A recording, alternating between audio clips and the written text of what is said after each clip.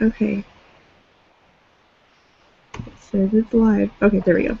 Okay, so question number one. What were your impressions of the CRC article and video by the United Nations? And what about the article and videos by Parental Rights?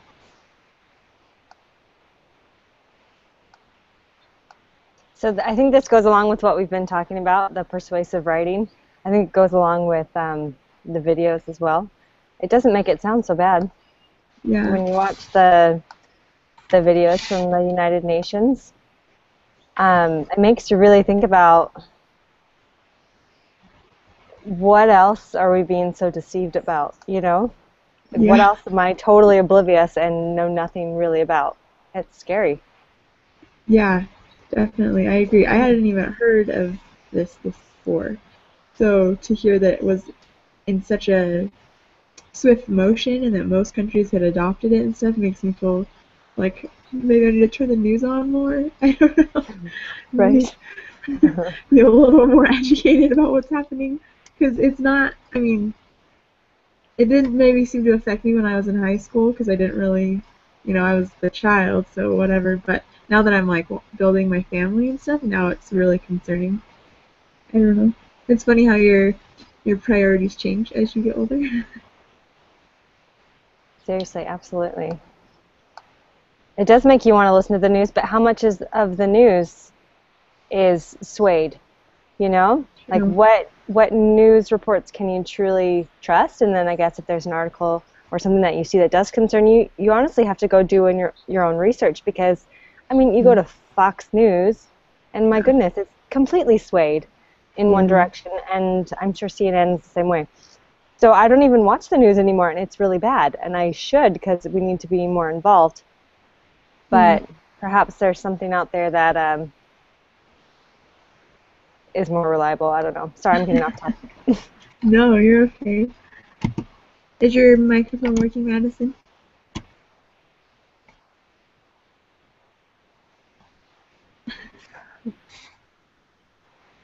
That's okay. You can type if you want, or write on a piece of paper and hold it up. um.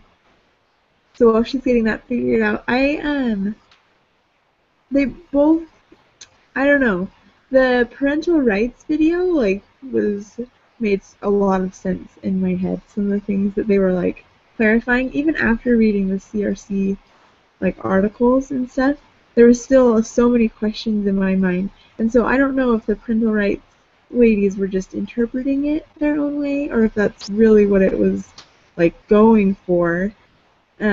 But it really, I don't know. It made me think pretty hard about how it kind of makes me want to go to the United Nations and be in one of the meetings so I can hear Right? like the real information and really be able to just process it myself.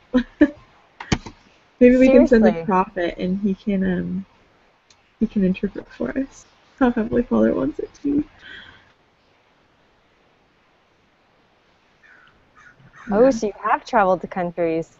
I was gonna say I don't even if I had traveled to countries with who was adopted that I wouldn't even know. Like I wouldn't be aware of it. Madison, if you don't mind typing, because I want to hear more about your experience um, in those countries.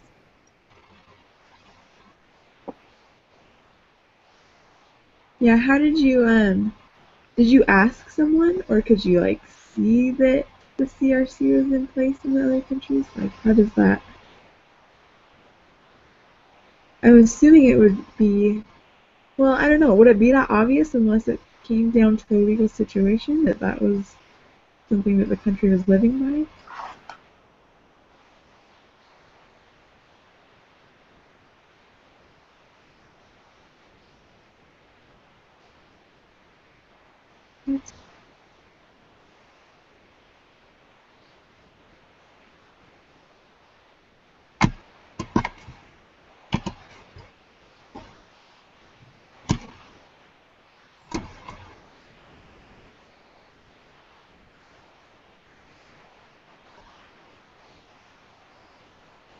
So I'm not sure I remember in the video where they talked about when the CRC was first ratified in other countries. Do you guys remember?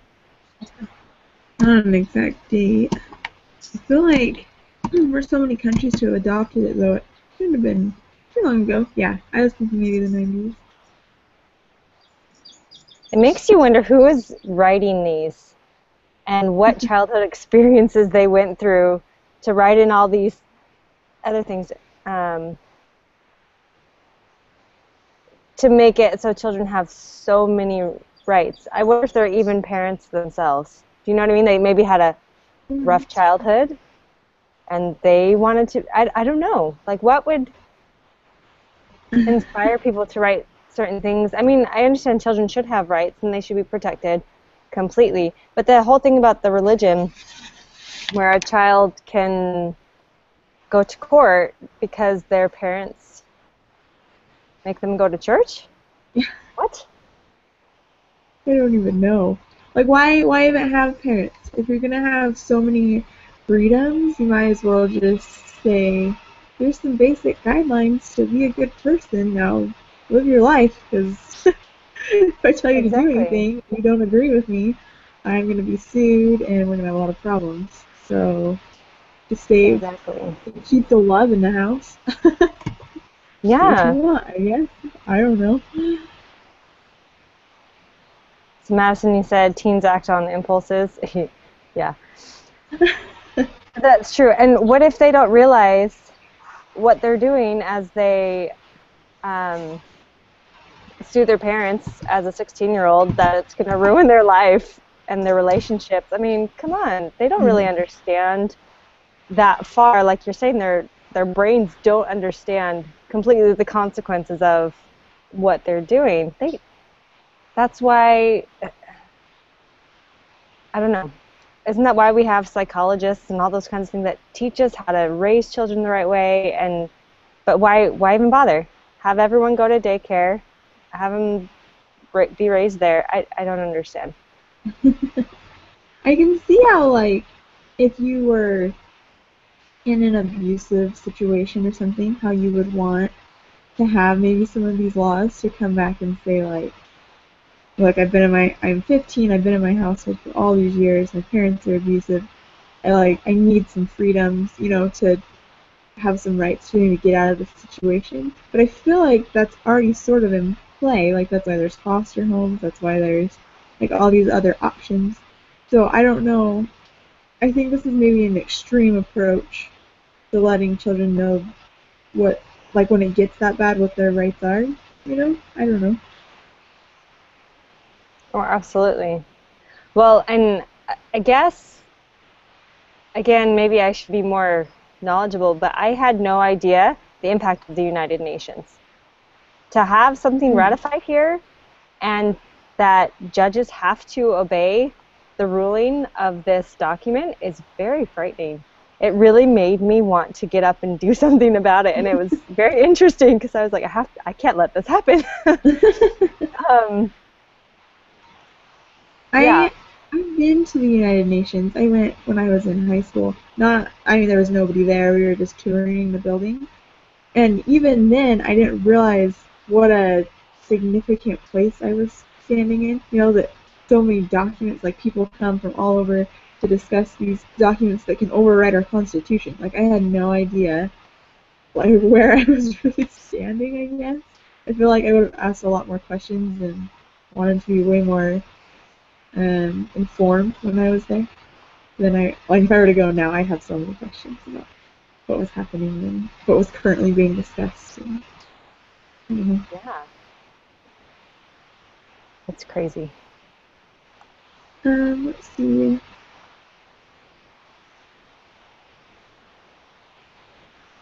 So it says if you're from the US or Somalia, where the CRC has not yet been ratified, then research another country to document the positive and negative effects and relate how they would benefit or hurt your country with a future CRC ratification. Did either of you do that?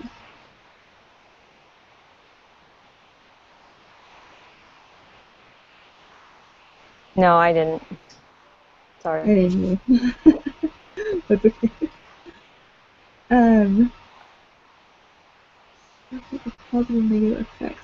I guess we've kind of already talked about what's positive and what's negative. Do you have any other suggestions to maybe why a country would adopt it? I wonder what Somalia is thinking, why they're against it as much as the United States. Are we that against it? Or have we just not signed it, really? I don't even know. Like, it's sad. From the video, Kelly's presentation, it sounds like they're against it, but I don't know about actual leaders of our country. They must have had some opposition, I would assume, since it has not been put in place. But since our country already does have a lot of laws in place, perhaps that's the reason why they did do it. I don't know. Yeah. Madison said they want funds from the World Health Organization, and is it UNICEF? Is that how you say it? It's so sad to me that we would make decisions based off of money that we can have. I mean, hello, these are people's lives, these are our children, these are the future leaders. Like, imagine if there was no parents. I was it in the talk we read, Brother Cook, or Elder Cook, he said something about how the most important work is happening in the home, didn't he? Wasn't that towards the very beginning, and how that we need to be teaching our children. I wish I could find that exact quote, but do you guys remember reading that? I don't remember where it was.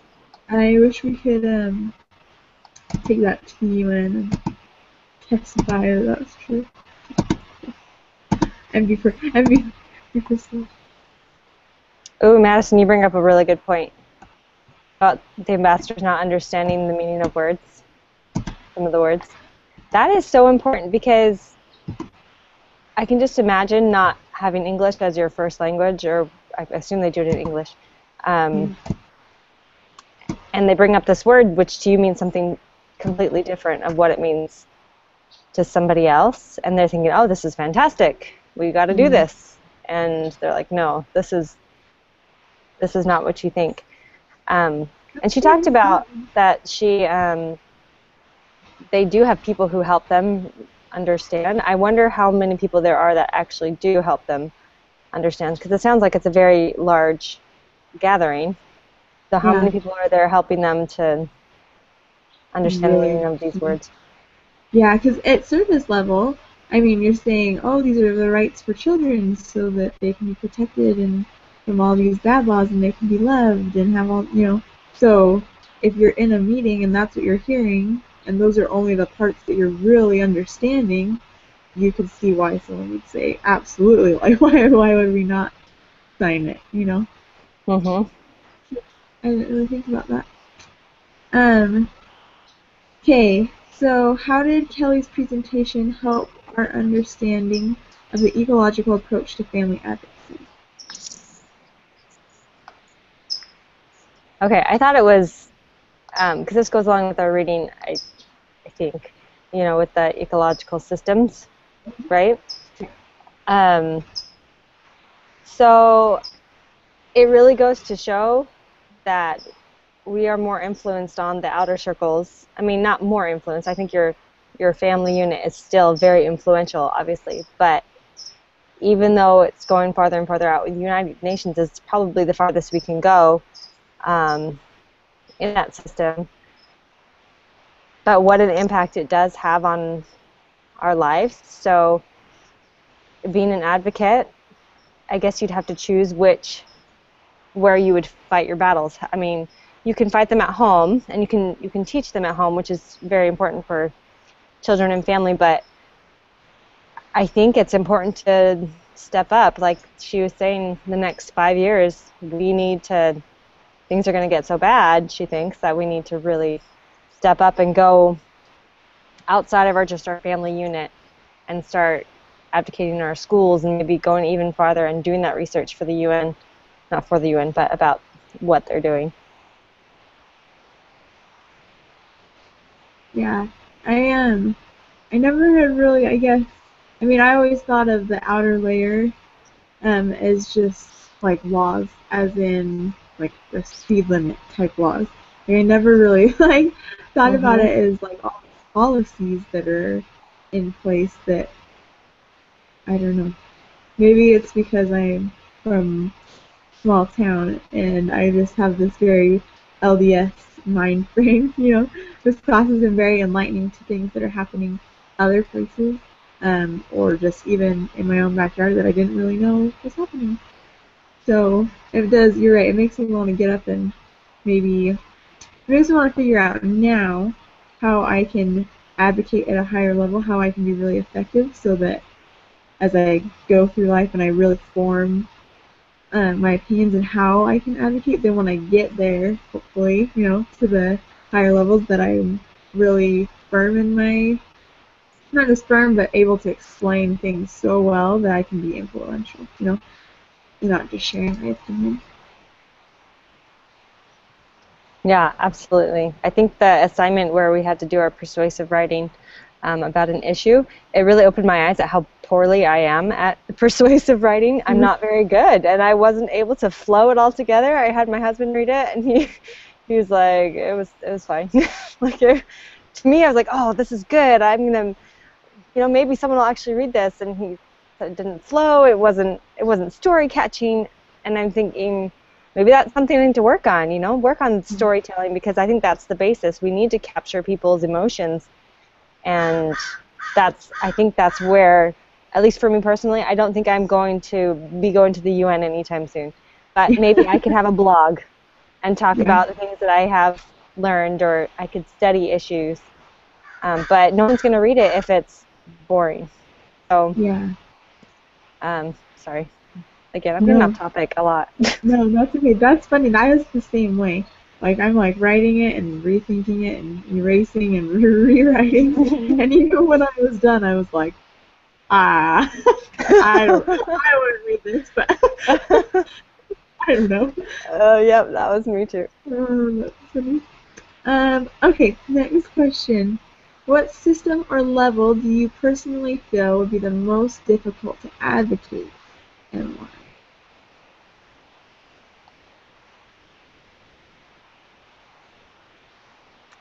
I think this is a hard question.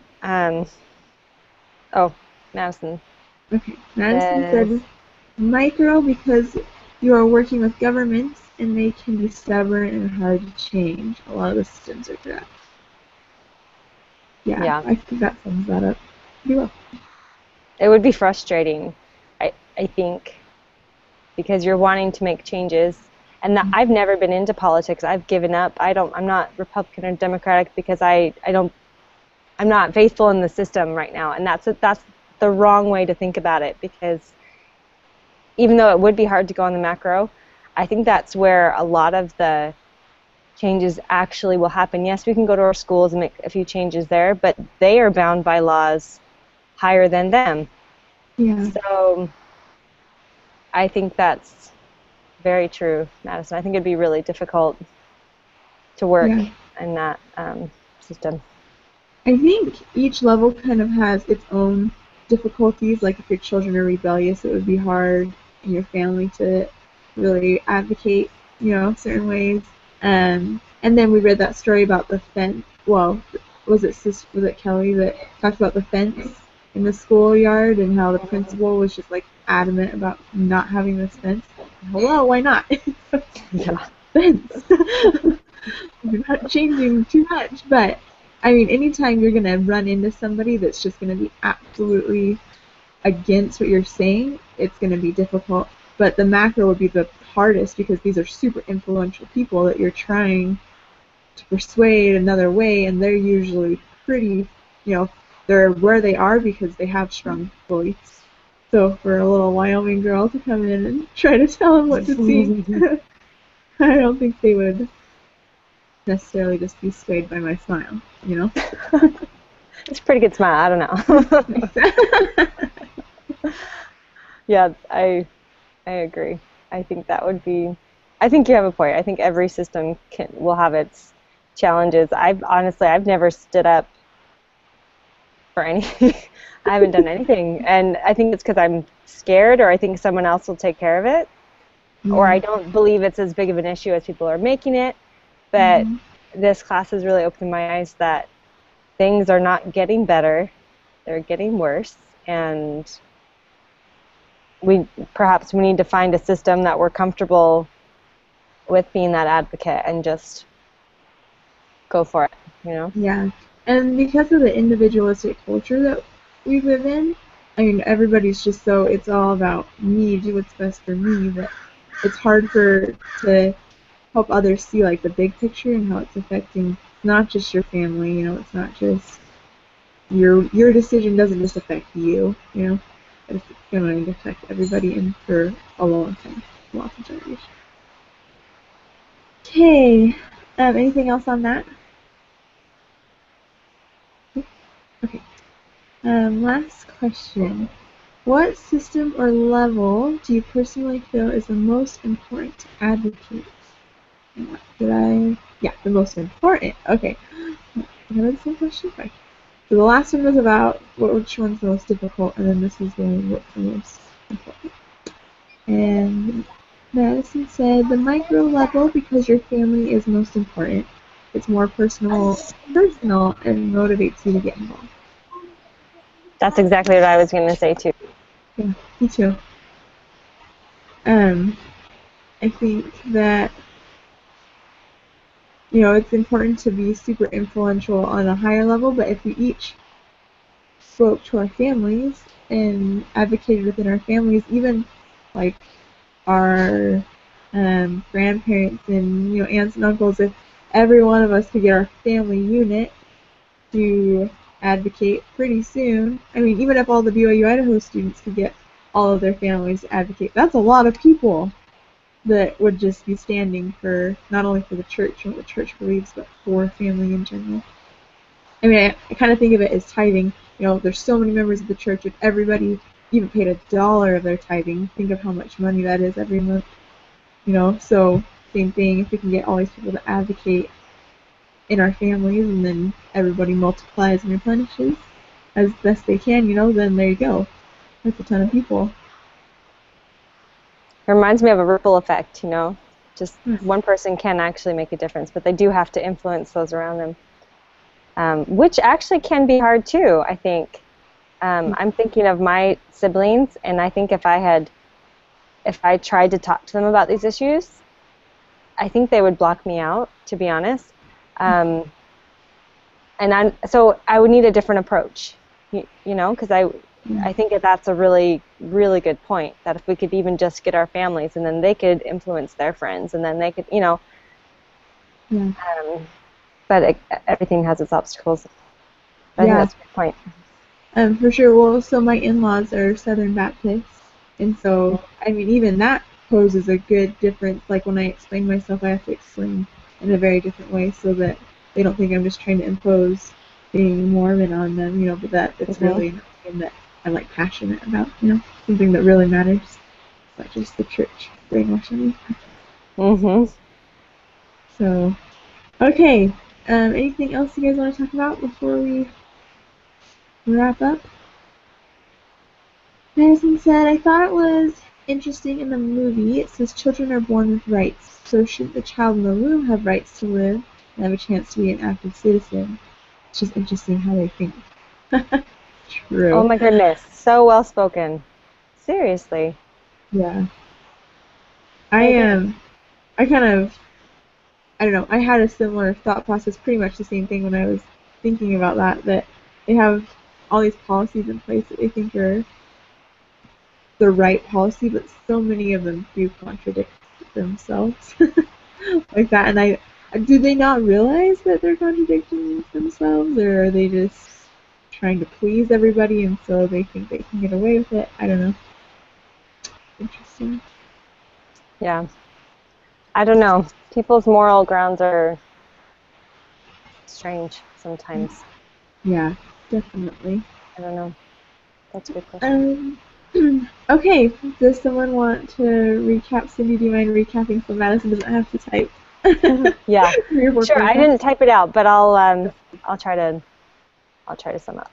Okay, so we talked about the CRC articles and the United Nations videos, and the articles about parental rights and our feelings on those, and how the videos are very influential, and how perhaps we are not as educated on these issues as we would hope to be. So we hope to perhaps become more advocates for those, at least become more informed so we have a better opinion. Madison did talk about that she has traveled to countries that has had the CRC in place, and it has not been good, and it's changed a lot, and that there's a lot of hidden messages in those countries. We talked about the ecological approach to family advocacy in Kelly's presentation, and how those systems were in place in the way she spoke, and how perhaps we didn't realize the influential aspects of these different systems on our own families, and how what an impact they actually do have on us as people, and not just, like you were saying, the speed limit law. It's more than that. We felt that the system level that is most difficult to advocate would be on the macro side, right? Is that what we said? Right, yeah. And then we talked about what we feel is most important, and it was the micro. It's within our families. We have to start at the core of our families, because not everybody can go out there and be a huge influence on the world, but we can start within our families and be an influence on our children, our husbands, perhaps our extended family as well. Great. And that's it. That's good. Any questions? That's okay, Madison. You never know when technical difficulties will happen. No, that's a bummer. Hopefully it'll work better next week. For your finger's sake, you have to type. Okay, I think we're good. We'll see you guys next week. All right. Thanks, everyone. Yeah, Bye. bye.